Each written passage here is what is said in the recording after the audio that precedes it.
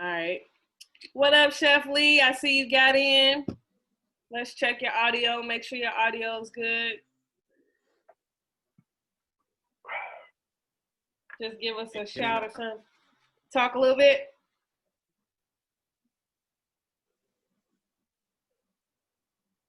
I think you muted. Let me see. All right, there you go. Yeah, we can hear you. It's breaking up a little bit, but we can hear you though. Okay, cool. Cool. All right, so Evolve Fest 2020, we are live right now in our farming and food panel. So I'm excited about this panel because a lot of these people are my peers that I have come across in the wellness community, people who are actually involved in climate change and making a difference in food deserts in their respective cities. So before I go too deep into what we're going to talk about, let's introduce everybody real quick. We have my girl Kyla, aka Camper K, coming from Farm Plug TV. Hey. We have Dion from Dion Chicago's Dream, and my boy Chef Lee representing Lite House Grill. So can you guys just break down who you are and tell the people a little bit more about yourselves, please? Yeah, I'll go for it first since you introduced me. My name's Kyla, Camper K, KP, whatever you want to go by. My background is in water, actually, and so water management, water conservation, all that stuff. And right now I'm looking in the connections between water and agriculture and how they connected. Where there's no water, there's no food and there's no life. So they depend very closely on each other. After I went to grad school up in DC, and also I traveled abroad, Costa Rica, saw some restorative agriculture in Costa Rica and got to study how to conserve the water with the land and like incorporate indigenous and other ways of maintaining the land and preserving the land at the same time as harvesting crops from the land. But I'm trying to bring all that knowledge I gained back to my home state of Texas. So I'm currently in Texas, I'm working here, and I'm personally trying to get connected with land that I have in my family and get back to the roots and learn on a personal level how to cultivate land. So I'm hoping to learn from this panel and share what I've learned over the time and over my studies and experiences. So I'm super excited. So thank you for inviting me. Definitely. Thank you for being a part of the panel. Dion, how about you? That's a hard act. Sorry, I didn't mean I think I'm gonna just start with I'm a Scorpio. Oh, okay. I'm joking. Dion, founder and president of Dion Chicago Dream, Englewood-based nonprofit. Just focused on attacking Englewood and food insecurity. Englewood being a food desert, feeding people, but kind of doing everything. I mean, feeding people is not a linear process. So as I'm kind of expanding and not just giving meals, but hosting events and doing things like that, just really just kind of, taking a holistic approach to like understanding how people are in Englewood, how we all grew up, and how, the bad days, some might depend on this, some might depend on that. Recently opened up a community fridge that we're operating in Englewood. We just, as of yesterday, we fed over 100 people since we started. And yeah, I mean, I'm here to share everything about it. My story is definitely multifaceted, but I think that'll kind of come out as we're speaking. Born and raised in Chicago, Navy veteran, background in journalism, public relations, part 25% comedian, and I like tacos. Tacos are life. So let's just dive right in. We are in Evolve Fest 2020, which focuses on mental health awareness, and specifically with food, right? a lot of people don't know that food actually plays a huge role in mental wellness, especially if you already are clinically diagnosed with a mental illness. A lot of times it comes from vitamin deficiency, for some people. And as we all know, food has vitamins. So, if we eat the wrong foods, or if we're in areas that does not have proper nutrition, obviously we may have a little bit of difficulty navigating our chemistry, our body's chemistry, and maintaining a proper mental state. So let's start with the first topic, which is poverty and homelessness. How does poverty and homelessness affect us maintaining a positive mental health, or even just a good nutrition and a good diet? Anybody can answer. Okay, I'll start. So I am pretty well versed in being homeless. So I think I can kind of start there. First and foremost, being homeless, you don't care about nutrition. You know what I mean? And we're not even talking about the next level of not being homeless and not caring about nutrition. We're just gonna start with not knowing where your next meal will come from, and so that kind of definitely plays a part in how you approach food. You know what I mean? Because most of the easily accessible foods in urban areas are the food that is not the best for you. It doesn't have a lot of vitamins. That's fast food and or the other things. And not saying fast food is bad. It's just a whole diet of fast food is just horrific for your body. And so, being in a situation where you don't know where your meals are going to come from, you don't care about nutrition. And so that's the first thing, is that you don't seek out information about nutrition, because right now you're just trying to survive. Yeah. And then you have that other aspect of how being homeless affects you mentally. You know what I mean? Because living in a fight or flight situation changes how you deal with everyday life. And so you here on one side, you're malnourished, and you're out of your psyche because you don't know where that nourishment will come from, let alone care, as long as you get something. And then on the other side, you also have mental health that's not being addressed. You know what I mean? You don't know how to process your feelings, even when it comes. I mean, that's why, there's this crazy thing where, like, people of color are, sometimes more obese, but also are starving. You know what I mean? That's because the want and need is not really lining up with, like, the education of knowing, how to nourish yourself in ways that will overall, like, help, like, you sustain a lifestyle worth living. You know what I mean? Yes. Camper K, did you have any insight on this topic, poverty, homelessness, and mental health? How do they affect each other? Yeah. No, honestly, I would just echo a lot of what Dion said.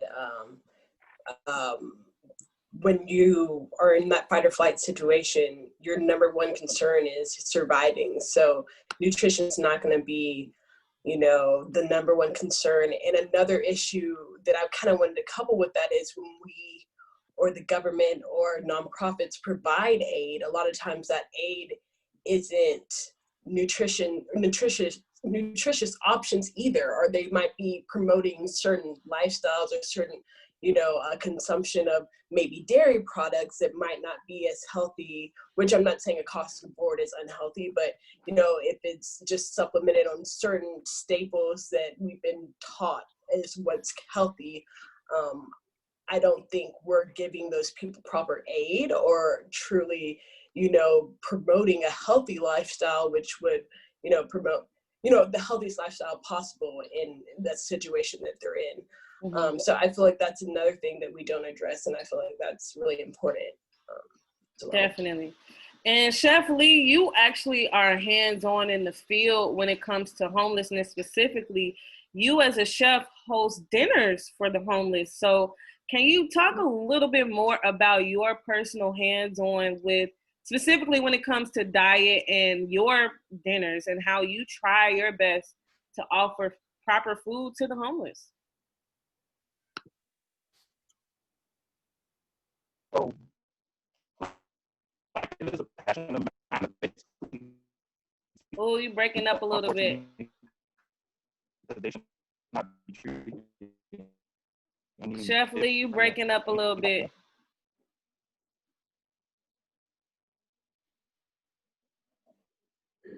Can you hear me? Can you hear me? Yeah, but it sounds like you're underwater. Are you on a phone or a computer? I'm on the phone, but I'm gonna load up the computer and see. Okay. Let's wait as he logs into the computer. I just want to make sure we can hear you clearly, and it was breaking up a little bit.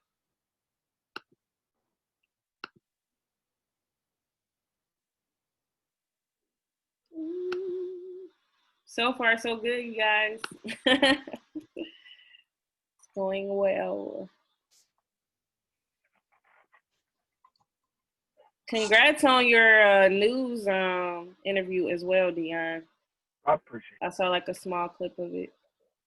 So. It's grinding. Oh man, I've been grinding the last like 7 days. Yes. Are you doing another pop-up with your refrigerator? Yeah, no. It's the fridge is every day. It's open every day. Do you fill it every day?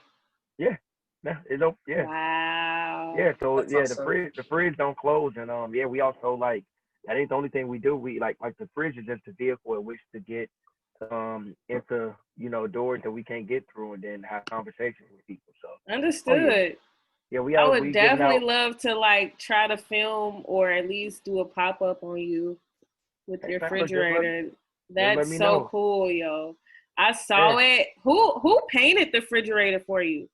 Pugs Adams. He's actually with the Englewood Arts. What is it? Englewood Arts Committee or Commission? Let me make sure. I don't like Englewood. I always get the last one. Okay. Oh, Englewood Arts Collective. And yeah, he I wanted everything with the project to be Englewood based. So he came out. He painted the fridge for me. So like I wanted it to kind of represent that spirit. It's been on 57th and Racine every day. It's open Monday through Friday, 9 to 4. You know what I mean? And we're in the process of getting more sponsors and getting more deliveries. But yeah, I go there every morning, open it up, talk to the guys there, and me or somebody from my team close it. Yeah, it's not stopping. This is everyday thing. What is some of the food that you guys put in the refrigerator? I'm so curious. We do fruits, vegetables, and water. I was when I was actually crafting the idea, one of the potential grants that we could receive said that if they would accept it, accept our proposal, that they don't fund any projects that harm animals. And so initially, I was like, but then I'm like, okay, cool. So just we do fruits, vegetables, and water, and we committed to it, and nice. Like that's no problem with me. So we do fruit. We do. Right now, I got a budget conscious menu since we're funding it every day. So we got strawberries, bananas, apples, lettuce, potatoes, onions, and grapes. How can people get involved if they wanted to donate to the refrigerator? Oh, I mean, so right now due to COVID, I limited giving, just going to the fridge and putting in there due to COVID. So literally they can Cash App or go to the website and donate at any point in time. Like everything is legit. So www.dionchicagodream.com, Cash App, money sign Dion Chicago Dream. Zelle, you can just do the email. Zelle or PayPal is at dionchicagodream@gmail.com. So I mean, yeah, we moving. So at any point, anybody. But right now, I just don't want to get into the habit of having anybody fill the No, fridge. I understand because you gotta monitor what goes in and out. Exactly, and not just that. You know what I mean? Like our communities are already struggling with having to ensure that we stay safe from COVID. And so, True. first and foremost, I like liability takes a back seat to our overall like safety. You know what I mean? And Yeah. so I know that if I'm being safe with my family and my wife and my son, then I'm going to also be careful with everybody else out in the neighborhood, because I can't just not, give a damn in Englewood if that's the place that I'm trying to build up. You know what I mean? Yes. Yes. Definitely. Definitely. Now, I want to tie in, homelessness specifically, and Camper K, what you do in regards to um, helping the areas that you're in and navigating how to grow food. So, Dion, you mentioned your own personal experiences with homelessness. Um, for you, how important is it for people like Camper K and people that do like the government assistance programs or even nonprofits who donate food? How important are these types of organizations for the homeless community, specifically in Chicago? But we could speak on both cities if you want. Either one of you all can chime in. Oh, go first. Okay. Yeah, I didn't know. Sorry, I didn't know that was for me. But yeah, honestly, to be honest, in the way that I work, we work a lot of times with large scale agricultural producers, and so Okay. I'm really trying to help shift and change the narrative and incorporate more urban agriculture, because in Texas, honestly, that's not an area that we have worked in traditionally. So this is something that I want to help gain more perspective, and then bring that to my agency if possible. Nice. Right. That would be cool. Yeah. Right. And I mean, as far as right now, uh, there's a big there's a big disconnect between what nonprofits do and what's needed. You know what I mean? And so, I tell people at some point when it came to nonprofits and the relationships that you build, it became a shadowy process. You know what I Mm, mean? And it became about not just about money, but it also just became about statistics. You know what I mean? mm, And so, for me, since I've seen both sides of the coin, it's important to cut out as many middlemen as possible. And so having the transparency and the integrity to have the right conversation, because I think the problem is like when it comes to government, when it comes to funds, when it comes to representing the disenfranchised and the homeless and the misplaced, it doesn't have to be complicated. mm-hmm. The simplistic view of it is people are hungry, they Yeah. need to eat. But Yeah. if you notice in Chicago, there's this big wave of just giving out stuff without any type of beautiful interaction. You know what I Mm, mean? Okay, we can give it out by boat, but if you have somebody like Chef Lee who's having intimate dinners, that's where you learn the vital, qualitative data that will, ultimately help you, kind of hone in on what the plan needs to be. And so for me, I think that the beautiful thing about what Chef Lee is doing, what I'm doing, what a lot of other people are starting to see is that you need people to care. The yeah. people that care needs to be legalized, and the people that care and that are legalized need to be transparent, because Yeah. the conversations and the process is non-linear. There are so many things that affect eating. There are so many things that affect mental, your mental capacity that has nothing to do with it. But we go through this age-old process of this is the problem, this is how we solve it. No, you could Yeah. just, start at F and go back to A and then end up at Q. And then, that's the thing. That's how life works. That's the beauty of it. And so, for me, I think when it comes to this, it's just about the more you're out there and the more you're actively doing it and interacting with people, the more you're just gonna pick up. Sometimes we don't learn by saying, "Hey, I want to learn." Sometimes you learn just like being in that environment and actually doing stuff. And so that was the biggest thing of like why I decided to go for it, because I was actually pushing other people to do this.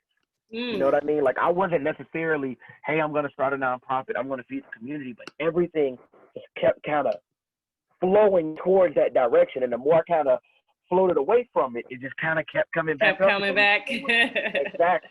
And so ultimately, I think that things like this where we actually can like come together, and I can learn from Kay, and I can learn from Chef Lee, and I could try to talk about a few things I've picked up.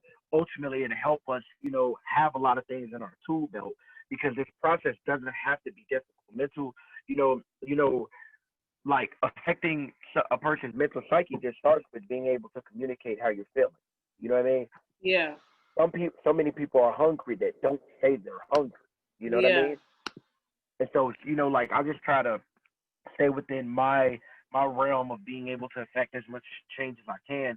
And then when those questions are asked, being able to say it and speak with not only the qualitative but the quantitative data, because it's an everyday thing, and just having the consistency kind of builds towards something that's bigger than ourselves.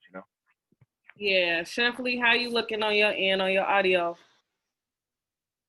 So we were talking about your dinners. We were trying to talk about your dinners and the meals you offer to the homeless. So can you tell us a little bit more about that? And of course, if you would like people to get involved with you or ways they can donate, you definitely can share that as well. So, can everybody hear me clearly? Yes, there we go. Woo! Let's get it. Let's get it. To the max. Hey, everybody, I'm Chef Lee. I'm a personal catering chef for those that can't eat everything everybody else can eat.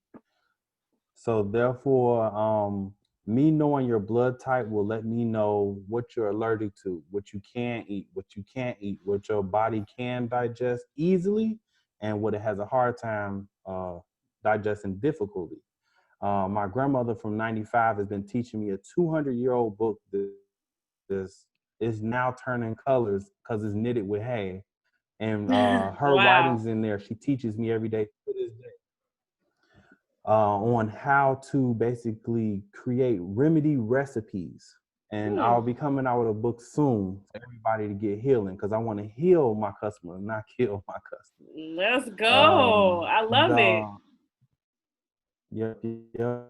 We have to find a better way of eating the things that's according to our personal diet rather than any random diet in the world. Everybody has a different DNA. So depending on your blood type, it teaches me exactly that you can digest red meat better than other people. And that's why some people have a hard time even having meat in their diet. And this is why they lean towards adding 15 years on their life just by eating vegetables and fruits. Yeah. Even with the vegetables and fruits, I learned in my healing technique studies that even every vegetable and fruit has an alkaline or HP balance. With that being said, I can look up a key lime and it's highly alkaline and about 6.5 or higher. And then your body is supposed to be 7.25 on your HP balance. So therefore, majority of your body is not toxic and acidity based. Gotcha. With that being said, everything you basically are what you eat. If you're eating toxins, you're toxic. Yeah. In the Basically. brain, in the spirit. Yeah. Yeah, for real, for real. Yeah. Even when people say Hallel, I see Yeah. why they say that, because they don't want even an animal that's been slaughtered in stress to become stressful in themselves. Yeah. That's how serious it goes if you still want to eat that way. But getting back to the people on the red line train, and there's so many other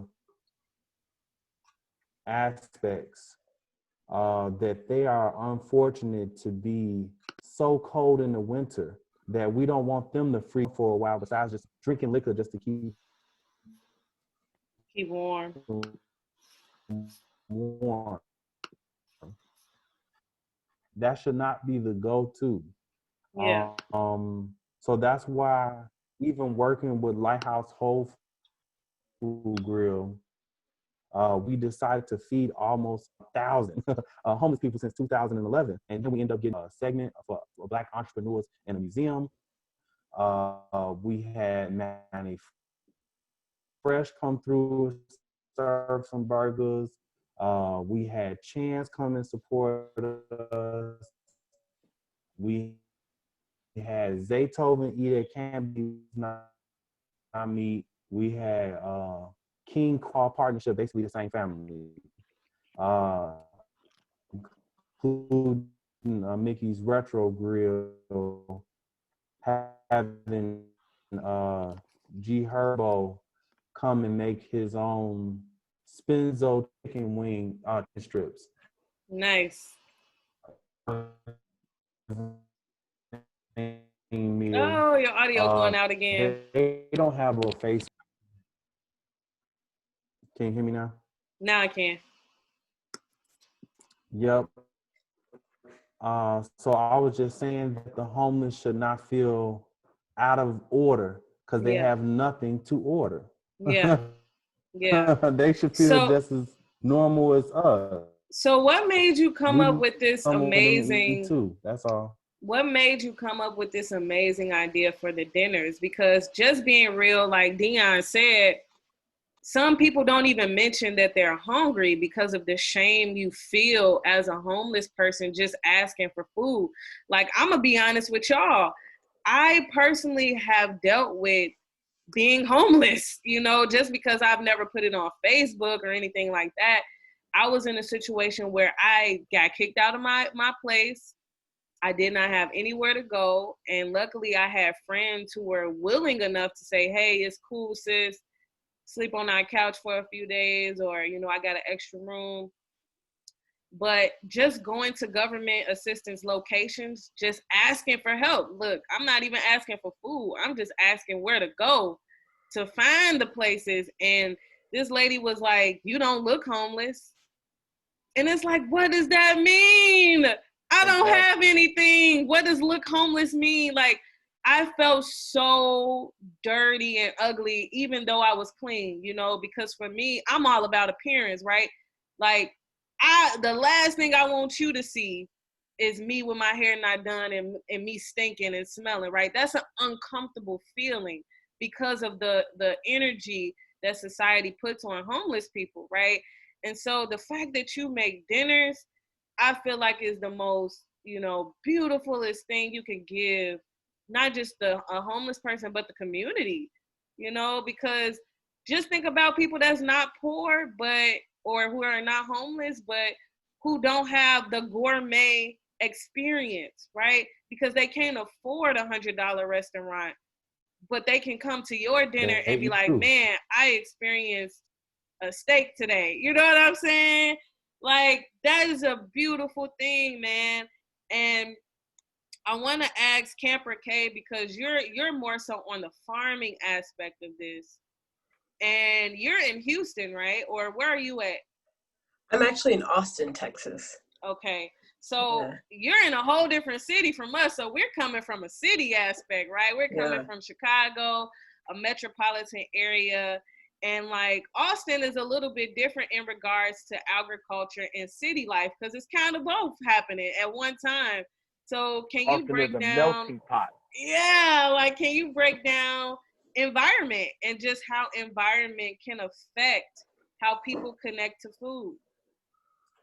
Yeah, I kind of want to touch on something that Dion was saying, just like kind of the disconnect between, you know, the people who are hungry, the people who have needs versus, you know, whether the government or nonprofit. And so another aspect that I kind of focused on in my studies and what I'm trying to bring to my agency and to Texas is just stakeholder dialogue and like bridging that gap and bringing people together where there's need. And another issue that we have within Texas, and you see this throughout the United States, is there's such a gap between rural and urban. Like those are two separate things where in reality, because of, you know, migration of people and, the creation of semi-urban regions. Those lines are being blurred more and more. And I feel like a good way to, bridge that gap and bring people together is creating more, rural spaces or agricultural spaces in urban areas. So, stuff like, Cando the Farm Plug. I know you're familiar with her. I bet a lot of y'all are. But doing stuff like that where you're, doing local gardening within communities and then making that, those produce available for people who are in need, and that's something that I really want to help bring to my area. And, because I feel like they're common in some regions, but not as big in Texas, because I feel like we have so much agricultural land. We have a sharper divide between those two regions. Yeah. So that's something that I'm really passionate about. And I love seeing, the work that y'all have done in Chicago as well. But like you said, Austin is a very different city. We have different issues. And then also Texas has a lot of issues with water. So water, we have a lot of water scarcity. So I'm realizing a lot of other states don't have that issue, but Texas does, because we're in the South and we're dry. So bringing, rainwater harvesting and water recycling is another way to kind of integrate this more holistic thinking of what your environment is and how you can live more cohesively with the environment and with the resources around you. And it makes it more plentiful for what you can provide for others as well. So can you talk a little bit more about water, right? We are in a state, the theme of this Evolve Fest is surviving a pandemic, right? And we are in a state where resources are lacking, meaning at the beginning of this pandemic, we all witnessed the crazy of people overbuying things that they don't necessarily need, i.e. toilet paper, overbuying water, overbuying Lysol, right? And so as a person who studies the environment, and we know climate change is something that's really affecting the world, not just Chicago, not just Austin, but the world, from what you've seen in your research, please tell the people how this is affecting resources, specifically water. Yeah, I mean, water is life. And, I can talk about water all day, every day. But every region's different. One thing that I've realized is that some people just don't feel comfortable drinking tap water. Like we don't do that in my region, or we don't do that in my city, or whatever it is. And I recognize that there's different qualities of tap water depending on where you are. And that's another issue when you want to talk about environmental justice. And if you want to talk about homelessness, I feel like water is another issue that, people don't talk about as much. You might be providing water bottles, but really, if you think about how much water you're supposed to have a day, you're supposed to have 8 glasses of water. So are you giving homeless people 8 bottles of water a day? Are you providing, the necessary resources for a healthy body and a healthy mental state? So those are a lot of things that people really don't put the importance of water that it deserves and it requires, because, hey, look, yes, Chef Lee, I love it. I love when I see people with huge bottles of water, alkaline water, yes, the right type of water. So he could probably supplement, my little monologue too. But I feel like people don't realize how threatened our resources of water are. Another aspect, this completely different that, is terrifying, is microplastics, and how that can get in our water cycle. So literally it can be raining microplastics. So once it gets to that level, how do you remove that, So my issue with, topics like this is every little thing is interconnected, and how we value the environment, how we value resources, and then how we value people. It's all connected. So, I try hard not to get, sucked in and start talking about everything. But water definitely is connected to so many aspects of life, and then people definitely take it for granted, whether it's you running your sink while you're talking to someone, you running your shower for 45 minutes, whatever it is, I feel like we really need to think about more about water, the resources, and how we treat it and how we value it. Definitely, definitely.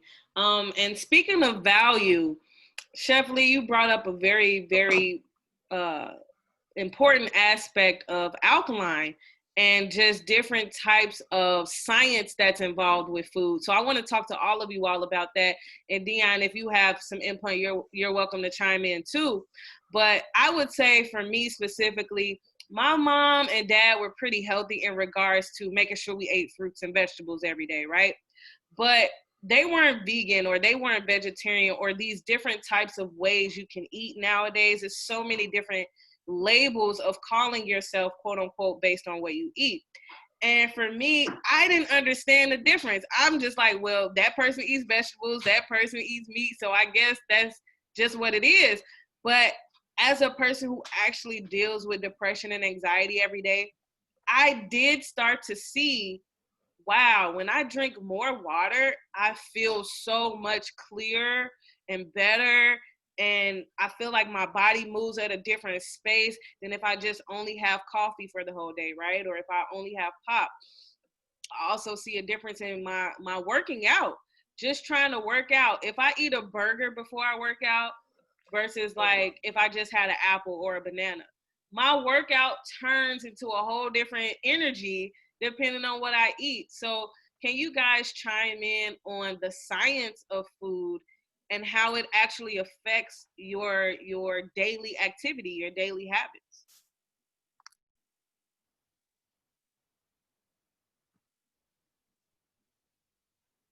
Anybody? Yes. Um,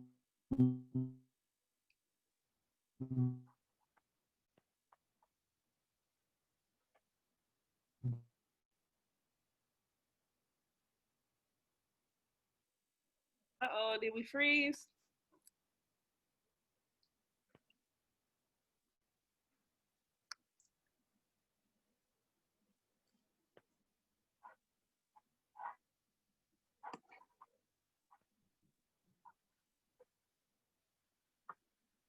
Trying to chime in, Chef Lee? yep. All right, we can hear you. Can you hear me? Yeah, we can hear you. All right. So what I was speaking of is that it goes down the list of what food has what hormone.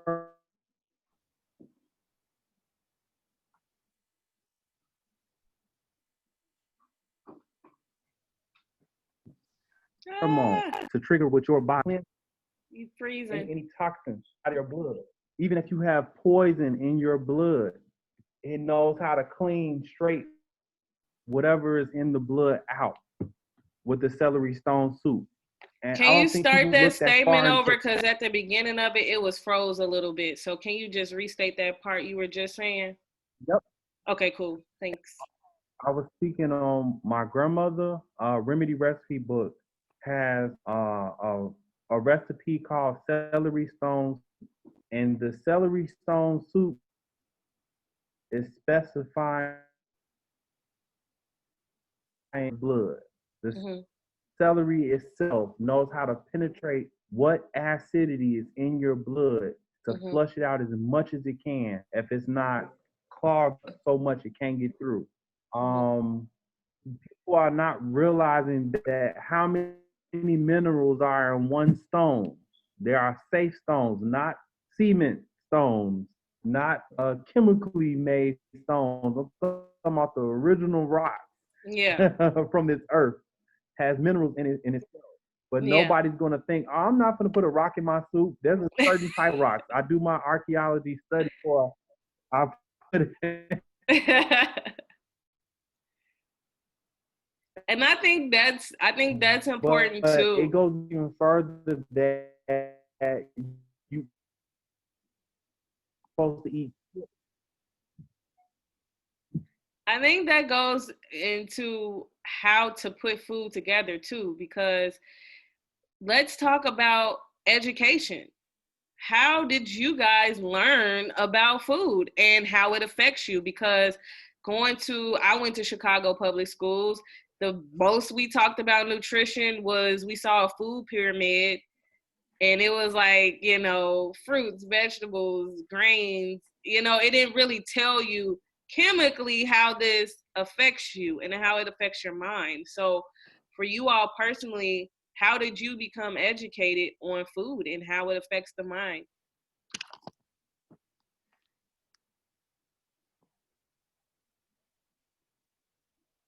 Okay, I'll go. Yeah, go for it, um, DR. I think the and it's kind of something that Chef Lee has been kind of alluding to is that first and foremost, um, we don't have enough people. Well, let me rephrase that. In in the minority community, we've relied on passing down information that should be easily accessible. So first and foremost, we don't have the luxury of having prior generations worth of knowledge on a lot of things easily accessible. If you don't have your grandmother and something tangible to showcase their knowledge on what they kind of, I guess, learned over the course of their life, we don't have anything. You know what I mean?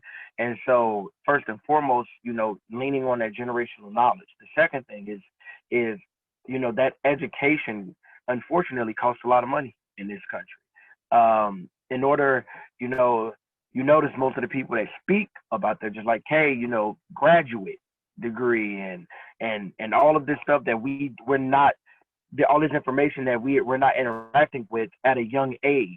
And so the only time you kind of get to that level of knowledge is after you pay the shit ton of money. You know what I mean? I'm just, so it's exactly K knows, yes, it's a lot. So having to owe $200,000 just to know, What to something, eat. like literally that makes no sense. Like my family, we could be in a house with 12 people and don't make a cumulative total of $200,000 a year, but it costs that much for one person to learn. And not only that, that person has to turn around and try to make that much money to balance out the debt in which they incurred. And so they don't even have the time to spread that knowledge because now it's this cycle of paying for knowledge that we should have. And so ultimately it's, and I think we're kind of learning and I think we're kind of understanding and I don't want to, I'm trying not to go down this rabbit hole, but it is, Go down it. it is literally something that Black Wall Street understood. Come And on. that was that Talk about it. once everything is together, everybody will learn, everybody will care, everybody will treat. And so as we get older, we see why a lot of this was disbanded because if we want our children to care, they have to see us caring. You know what I mean? Yeah. And that's why, we're even though, this is my first time meeting Kay and meeting Chef Lee, that is why we're doing what we're doing. Because we understand that we have to care and we have to kind of shift the narrative to these people seeing. The only reason, Chef Lee is doing what he's doing, not the only reason, but one of the main reasons is because he understood at a certain point that he has to be out there. You know what I mean? Yeah. Kay understood that at some point to shift this narrative and to bridge this gap between big corporations and the lack of urban farming, she has to be in it. Yeah. I understood that in order for Englewood to actually be fed, I gotta feed some damn. You know what I mean? And so it goes to us actually understanding that education, that's such the thing that I love about life is that life is just beautiful chaos. Yeah. But when it comes to certain things in the past, they tried to make it a linear process. Nothing is really linear. Yeah. A lot of life is reactive. You know what I mean? And so that education, Chef Lee didn't set out to just learn maybe his grandma's stuff, but you know what though? Him being around that information, at some point he started noticing something. Yeah. Because it was around. Sometimes we learn and soak up stuff by accident, and then when we learn how to apply it, that's really like, boom, I was in the right place at the right time. And so unfortunately that education, we're just not at a point where we're around that level of knowledge on a daily basis to soak it up by mistake. You know what I mean? Yeah. I have hundreds of people that I was, stationed with on an aircraft carrier, 1,000 people that altogether don't got the knowledge that Chef Lee has. You know what I mean? To the point where he's writing a book. That is how real it is for us as a community. Where it's like, man, look at that. He has to write a book because he can't teach us all, but I'm glad he's teaching me something. You know what I mean? And so I didn't mean to, talk y'all ear off. No, you good. But like the biggest thing is just like everything affects everything, man. And it's like being in a situation where we have the opportunity to be around that knowledge is one of the biggest steps we have to take forward. Is that having those people that have that knowledge be willing to speak up, because that situational awareness alone can get us, further than the people who are talking a lot and don't know a lot. You know what I mean? So, and I think that goes into education plus environment affects dietary choices. So you hit it on the head when you brought up grandmother, right? And how a lot of us are educated based on our elders or possibly our parent on what we eat. But in the Black community, let's be honest, in America specifically, Black people were only given scraps. So if you put a generation of people in a position where their only food choices is garbage, meaning chitlins, for example. Personally, I don't eat them.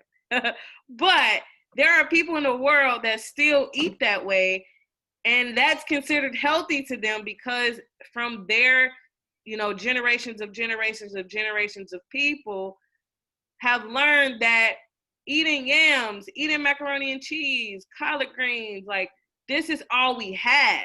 So this is what we know, quote unquote, soul food is what we know.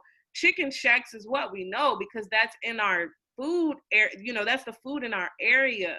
Hoagie sandwiches is what we know. Like this Chicago, mild sauce is life. Like, exactly. So to eat a zucchini is like, what is a zucchini? But I'm gonna, it ain't fried. And this is what I tell people when it comes to food. You can't say, if you're not allergic to it, right? If you're not allergic to it and this food does not cause you harm, you can't say you don't eat something. You just didn't like how it was prepared. Yeah. And so because of that, just like, Chef Lee is alluding to, you are what you eat. The biggest thing is turning around and looking directly at our choices. We don't look at our choices on what we eat as a whole. We look at them as, and it goes back to what we talked about in regards to being homeless or being, on a day-by-day eating basis. We don't look at what we eat as, okay, what did I eat this week?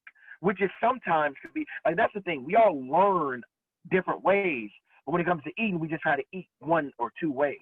You have to look at a way that you can totally turn around and address the decisions you made and say, hey, did I eat enough greens this week? You know what I mean? I didn't learn about, how food affected me until, I got in the military and got to working out and, learning about greens and how that gives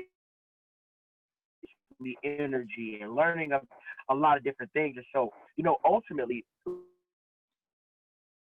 we have to, I guess, like a combination of decisions. Because if you look back and you say, hey, man, I've eaten 100 times, in the last 30, like, let's say 100 times in the last 15 days. And of those 100 decisions, I had 0 greens and 0 nuts and 3 bottles of water. You know what I mean? It'll give you that shock enough to at least like have some type of accountability. You know what I mean? Yeah. I'm just gonna jump in there real quick. First, I want to say, Chef Lee, you gotta send me all that information. Send me them recipes. Send me your grandmama's recipes, because I've heard of the celery stone soup, but I've never had a recipe. So I'm really looking forward to that. But also, kind of a book. He ain't going. You got to buy no, a book. I know. I'm gonna support. I'm joking. I'll I'll support you. Let me know. I will too. I got you. I'm paying. Yeah, but the recipes too, though. But also, what Dion was saying, it just kind of brings back the point that everything's connected. So, like the money incorporated in the education process, like, you know, it's always about the money, and someone's making money on the other side of someone getting hurt. Honestly, so that was one of the big things I want to jump in. And even though I agree with you, Sharman, for sure, that there's a lot of unhealthy, mucus for sure, a lot of unhealthy diets in the Black community, I feel like there's also a resourcefulness, but also ability to, you know, like Dion said, cook things well, that I feel like we have an adaptability that, you know, whether it's, you know, Southern fried food or home style food, like we can change it up and make it healthy. Cause I don't know if you've tried some of those soul food vegan places, like they hit, like, you know, they know how to make it taste good. So you can make collard greens taste good. You can I'll say this. I've tried some vegan shrimp. I'm like, Houseway, how do you make vegan shrimp? But just know it was so good and it tastes like regular shrimp. I've also learned how to make an avocado burger finally, because like I've been trying to cut chicken in a way, so I've been trying to find other ways to like incorporate that, like you said, that texture of like fried food, but you still eating healthy. So on your end, as somebody who's in farming and agriculture, what is something that we as a community and as an environment, or no, let me word that differently. What is something as a community and as society that we should start monitoring to be more resourceful? Because like you mentioned earlier, water is something you study that we're losing. There's a lot of areas across the world that don't have water or have unstable water or unhealthy water. So what are some other ways in regards to farming and agriculture that we can do every day, whether it's in our homes or even getting involved in gardens, I would say?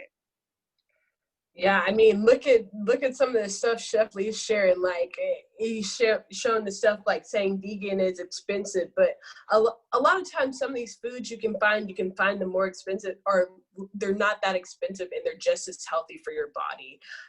So if you have land, if you have access to land, if you have access to community land, you know, start trying to integrate some of these things into your community for your benefit and for the benefit of the people around you, because, you know, a lot of these foods are staples and they will feed you, you know, and give you that nutrients and the mental stability to keep grinding.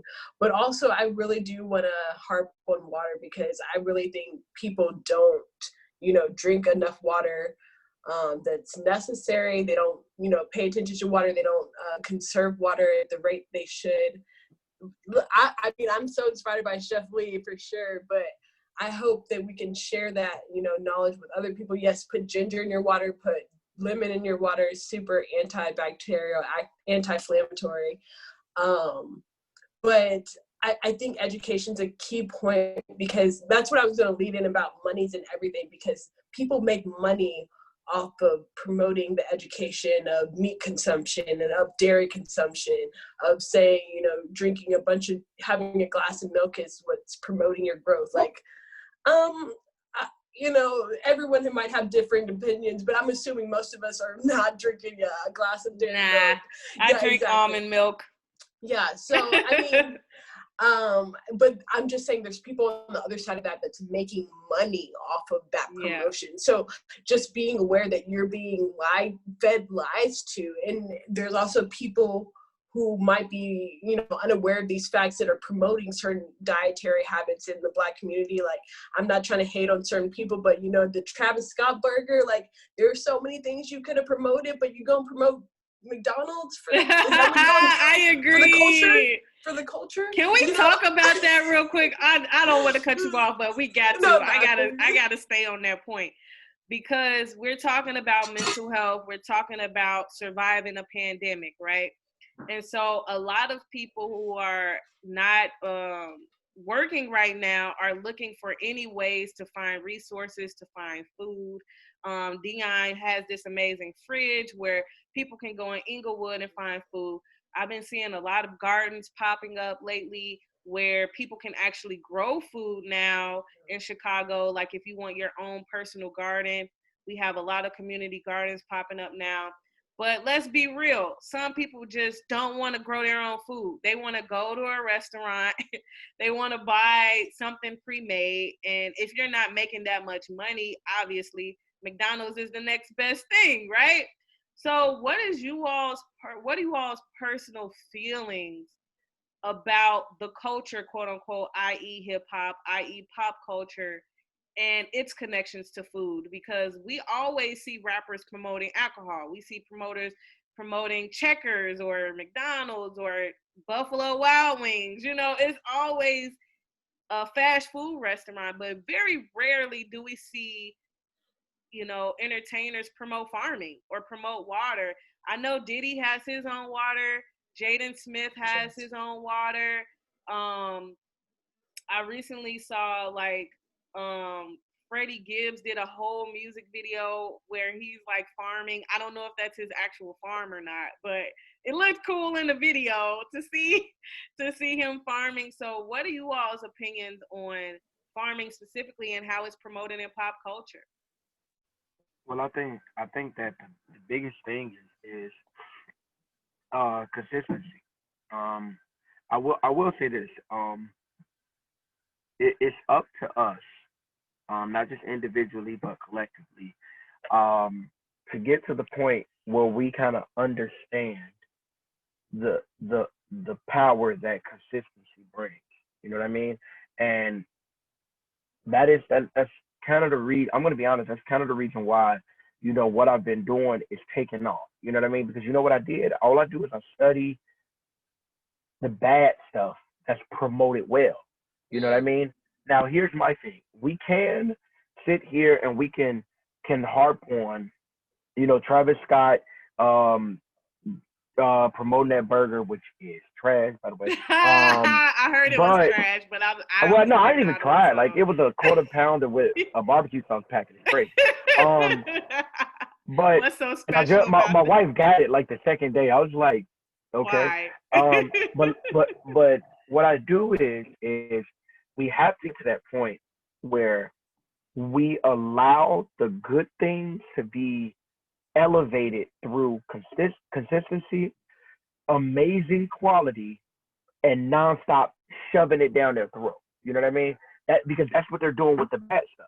And so if we don't have that consistency, if we don't have that power and stand on, like this is my thing. Like for me, I've never met Chef Lee, but now I'm gonna make sure that I tap in and whatever he's doing, I'm promoting it just out of sheer responsibility for knowing what's right and making sure like I just pound it down their throat. I'm not stopping because once you have that belief in yourself and what you're doing, that's when the comfortability of knowing what right is, you can stand on it.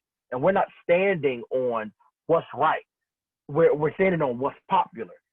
And so, I like if we just, hold the people around us accountable and our support system accountable, then we can really create a movement, because that's what I'm doing. The only thing I'm doing is bringing my foundation to the point where we're strong enough and we believe enough, and not just because I'm the central figure, but because I know that like I'm built for this. And so because of that, I feel like I need to bring this foundation together enough so that we feel strong enough to enact change. We're not empowering the people who have the education. We're not empowering the people who know, public affairs. And we're not empowering the people who know agriculture and know, the values of Black medicine. So it starts with us, and I won't even blame Travis Scott and McDonald's, because they're only doing what they have to do to survive. Because I can only imagine the bag that he got from it. You know what I mean? Right? And so because of that, oh snap, everything ringing. That is the downside. That's the downside of like literally, yep, stress release, water, lime, and butterfly pea. And so stuff like that, just even if just putting it out in a way that is natural. See, you like for me is if you align yourself with things you believe in, everything will work out. You know what I mean? But who am I to go 100% all the time? And then when I'm promoting his stuff, I'll just share it with no words. I don't try. You know what I mean? And so Make really it making sound it our cool. exactly, but not just but make it our own. Because when you believe in something and when you really support something, people listen. And we really don't take we really don't like stand on the power that we have. And so for me, leaving this panel and not looking into what Kay is talking about and trying to support her and Chef Lee and you as well, Sharman, it's almost we have to get back to holding each other accountable. So that's just what I think. So with accountability, Evolve Fest 2020, pandemic, surviving it. I definitely want to commend you all first and foremost, personally, for putting your foot forward and being Black pillars in this work. Because personally, I've never met any Black farmers until I met you guys.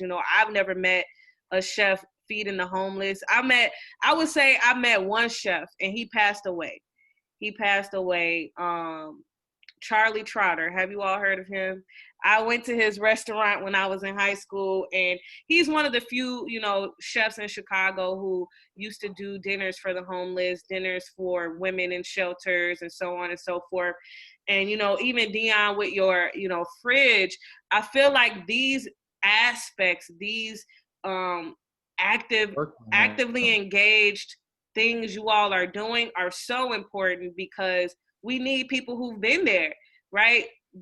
We cannot expect our government or anybody, the pop culture community, celebrity, we cannot expect them to come to our communities and fix them if they've never even lived there, right? They've never experienced what it is to live in Englewood. They haven't experienced what it means to live in Austin.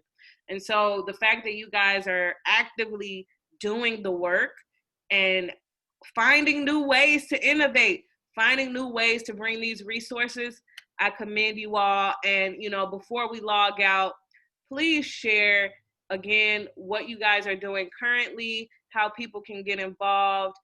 Camper K, I know you have a show coming up soon called Farm Plug TV. So definitely tell people a little bit more about that. Let's get into it. Yeah, thank you so much for inviting me, Sharman. It was amazing to have this conversation, to learn from Dion, learn from Chef Lee. I'm looking forward to hearing more about y'all's projects, potentially coming up to Chicago and visiting with y'all when I can after quarantine and everything. But yeah, I partner with Kando, the Farm Plug, and we're doing Farm Plug TV, which you can do farmplugtv.com, I'm pretty sure, and find the website there. One of the things that I was just talking to Candace about that I want to get into, like I said, I have some land in my family, so I'm trying to start the process of starting my own farm or, getting in control of the land. And I was like, I'm willing to share, the documentary, the document side of it, the actual farming side of it, whatever resources or failures or lessons learned that I have, I want to share that, with people, because, there are people that have land in their family, whether they live up in, the northern states because of the Great Migration, or they have cousins or whatever. And a lot of times this land, we don't have the resources, the money, the knowledge to invest in it. And I don't want that to be lost on our community. But also you can find me on Instagram. I'm really passionate about, physical movement and, mental health through physical movement and staying active, outdoor activities. I'm really big in rock climbing, hiking, kayaking, stuff like that. And I feel like a lot of times the Black community, might feel either intimidated or don't have the resources or whatever. So that's another aspect that I'm really passionate about, that to me is directly connected with mental health, because I know when I'm in nature physically, I feel more serene and at peace and, more at one with the universe. So you can find me at Kyla Pete. It's KYLA_PETE on Instagram. And I'm looking forward to hearing more from you guys and learning from you guys. So thank y'all. Definitely. How about you, Chef Lee? So I have a lot going on. because everybody needs to eat. There's not a day that I actually rest, but I actually do have a day of rest for myself.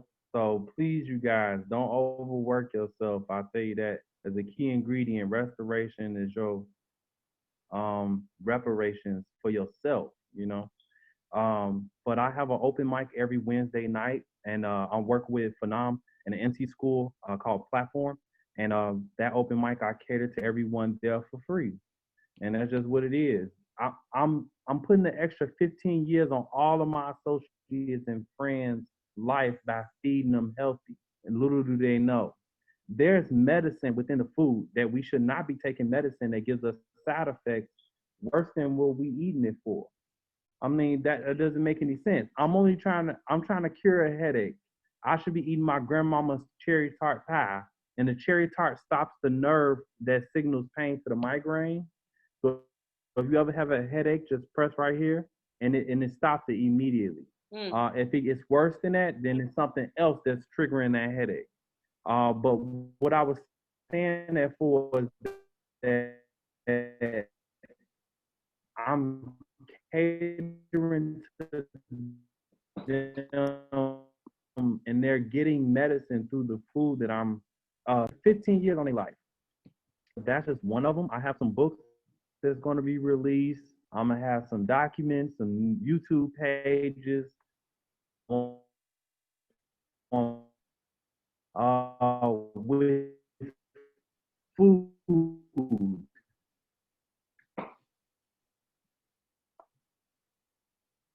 Oh, you froze.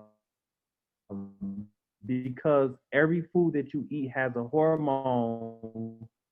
Like I can feed you broccoli and it'll make you want more food just because you ate broccoli. How about? All right, but that's basically it. You guys can find me on IG, Chef CHEF dot LEE3, all in one. On Facebook at Chefly143, and then the whole world, literally, with food. 312 area code 1312-919-3927. That number one more time, 312-919-3927. And just ask me any question in the world, it don't matter. I've been around a lot of people that have a lot of knowledge, and you'll be surprised on what you can obtain just by listening. Okay, this is True. what it is. Thank you, Chef Yep. Lee. And you, Dion? Dion Dawson. You can find me everywhere because I'm gonna be everywhere. And um, what I mean, website www.dionschicagodream DIONS chicagodream.com. IG at Dion Chicago Dream. Facebook Dion Chicago Dream is the official page. And I mean, I'm just not stopping. So, I'm just kind of, everywhere and doing everything. My network is across the country and across the world due to me being in the military and then just, being around a lot of different people. So, I mean, now it's just, time to build up Englewood and kind of get, everything we need to get in order. So, I mean, if you guys need to reach me, shoot me an email, phone number 312-509-4909. But yeah, that's it. Like I'm easy accessible. I'm down to do anything. I'm down to help. I'm down to speak. I'm down to inspire, whatever you guys need. Other than that, I mean, I appreciate you guys. Chef Lee, Kay, you guys are amazing. Many blessings to whatever you guys are doing. Thank you, Sharman, for having me. Much blessings for that. And I'm willing to help with anything you guys do. Just let me know. For sure. Thank you guys so much again. This was the Evolve Fest 2020 panel, Food and Farming.